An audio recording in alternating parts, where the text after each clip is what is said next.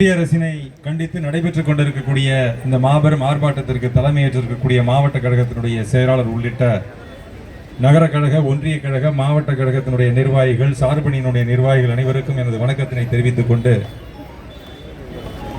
ஒன்றிய அரசினை பொறுத்தவரையில் இந்த நிதிநிலை அறிக்கை என்பது ஒரு நாட்டினுடைய பொருளாதாரத்தினை தூக்கி நிறுத்தக்கூடிய வகையிலே அனைத்து மாநிலங்களுக்கும் பகிர்ந்து பங்களித்து ஒரு சமச்சீரான வளர்ச்சிக்கு வித்திட வேண்டும் என்ற நிலையிலே தான் ஒரு நிதிநிலை அறிக்கை அமைந்திட வேண்டும். இன்னும் குறிப்பிட்டு சொல்ல வேண்டும் என்றால், கடைகோடி மக்களுடைய வாழ்வாதாரத்தினை உயர்த்தக்கூடிய வகையிலே தான் அந்த நிதிநிலை அறிக்கை அமைய வேண்டும். ஆனால் மாற்றான் தாய் மனப்பான்மையோடு இன்று ஒன்றிய அரசு இந்த நிதிநிலை அறிக்கையினை அறிவித்திருக்கிறது.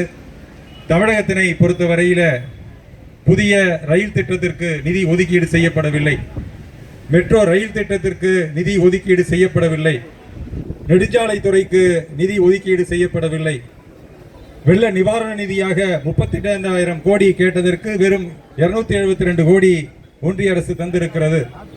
ஜிஎஸ்டியின் மூலமாக ஏற்கனவே 20,000 கோடி தமிழ்நாட்டிற்கு இழப்பு என்ற நிலையில தொடர்ந்து நம்மை தமிழ்நாட்டினை வஞ்சித்துக் கொண்டிருக்கக்கூடிய ஒன்றிய அரசினை கண்டித்து நாம் இன்றைய தினம் இந்த ஆர்ப்பாட்டத்தினை நடத்தி கொண்டிருக்கிறோம்.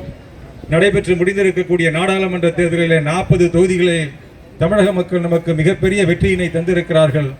ஆக அரசியல் காழ்ப்புணர்ச்சியோடு நம்மை வஞ்சிக்க வேண்டும் என்று இந்த ஒன்றிய அரசு தொடர்ந்து இந்த மத்திய பட்ஜெட்டில் நிதி ஒதுக்காமல் வஞ்சித்துக் கொண்டிருக்கிறது. இதனை கண்டிக்கக்கூடிய வகையில் நாம் இன்றைய தினம் இந்த ஆர்ப்பாட்டத்தை நடத்தி கொண்டிருக்கிறோம்.